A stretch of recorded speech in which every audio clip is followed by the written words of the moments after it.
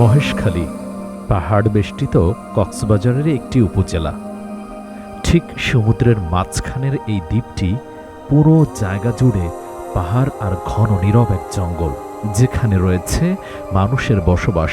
প্রাকৃতিক মনোরম দৃশ্য দেখে মন জুড়িয়ে যায়। তো চলুন মহেশখালীর পাহাড়ের জঙ্গল ঘেরা দৃশ্যপট একসাথে দেখে নেই। আসসালামু আলাইকুম প্রিয় দর্শক, আছি মহেশখালী। আর মহেশখালী কিন্তু পাহাড় ঘেরা বেষ্টিত পাহাড় উপজেলা। এই মহেশখালী কক্সবাজারের মহেশখালীতে জঙ্গলের মধ্য দিয়ে পাহাড়ে উঠছি।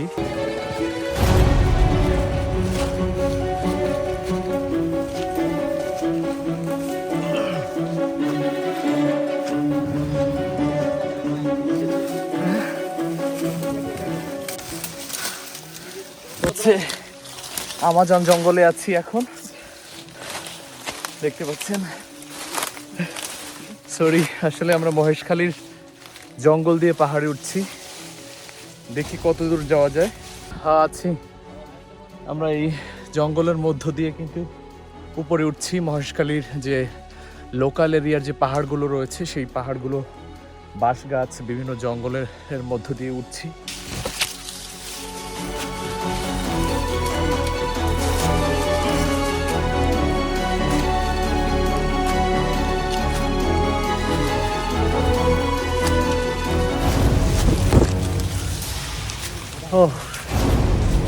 লোকাল এরিয়ার যে পাহাড়গুলো রয়েছে, সেই পাহাড়ের উপরে উঠেছি। এখানে পাহাড়ে ওঠার জন্য সচরাচর ওরকম রাস্তা নাই।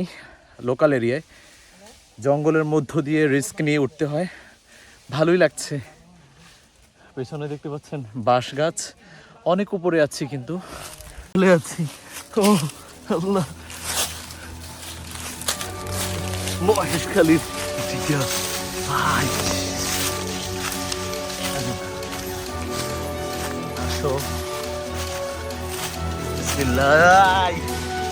ভাই তো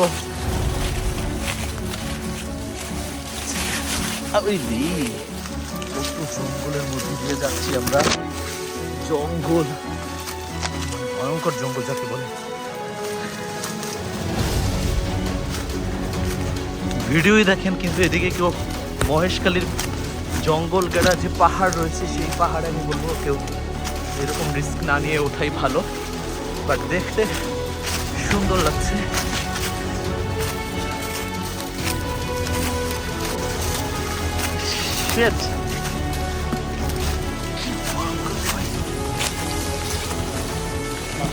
জঙ্গলে ঘুরতে এসে রাস্তা হারিয়ে ফেললাম মনে হয়।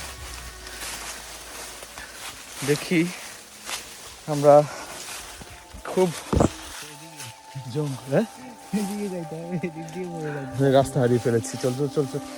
এই যে ঘুরতে এসে মহেশখালী পাহাড়ে এখন রাস্তা হারিয়ে ফেলেছি। দেখি স্থানীয় ভাই আছে।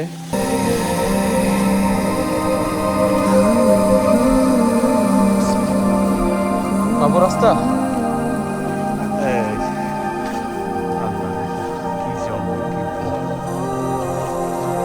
পাওয়া গেছে।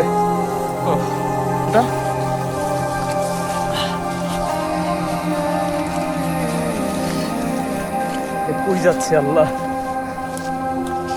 কই যাবো? ফল খাবো। কি ফল?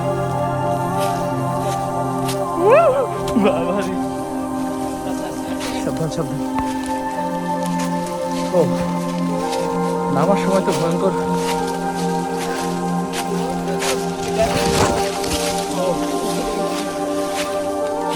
ফাইনালি উঠলাম। আর উপর যাবো না। ফাইনালি মহেশখালীর লোকাল এরিয়ার পাহাড়ে উঠে গেছি, জঙ্গল ভেদ করে।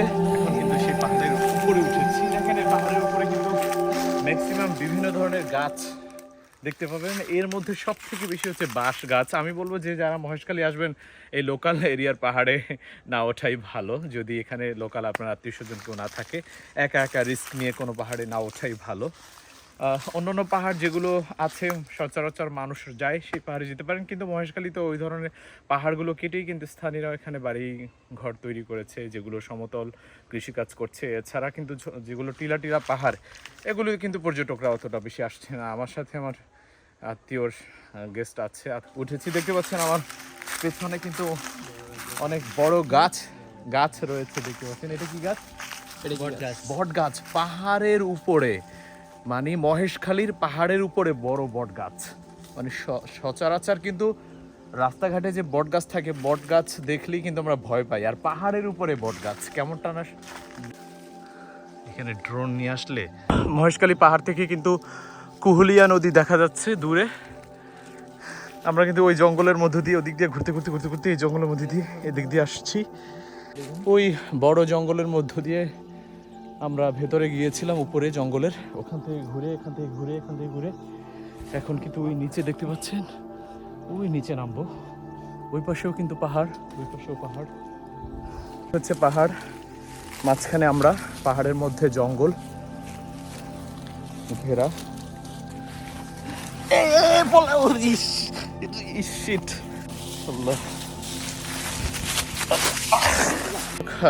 সেটা হচ্ছে মহেশখালীতে অনেক লজ্জাপতি গাছ দেখতে পেলাম। লজ্জাপতি গাছ নাকি অনেক কাজে লাগে, মেডিসিন হিসেবে কাজে লাগে। এই যে দেখতে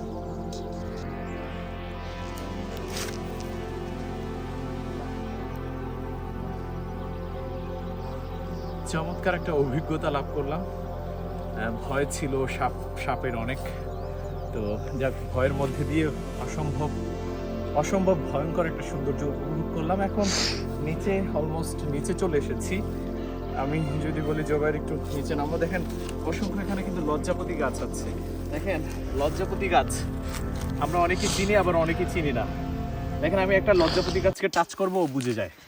দেখেন এই যে গাছটা ধরলাম, এই যে ধরছি, দেখেন ধরার সাথে সাথে বুঝে গেল।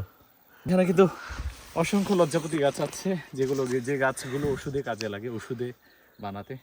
এবং আসলে লজ্জা তারা মানুষের ছোঁয়া পেলেই গাছ বুঝে যায়। মহেশখালীর লোকাল এরিয়ায় ঘুরছি, লোকাল এরিয়ায় দেখছি কেমন দেখতে, এখানকার মানুষের জনজীবন কেমন, কিভাবে জীবিকা নির্বাহ করে সেটা দেখছি। আর মহেশখালী হচ্ছে কক্সবাজারের একটি ইউনিয়ন, হচ্ছে এই মহেশখালী। পেছনে দেখতে পাচ্ছেন পাহাড়।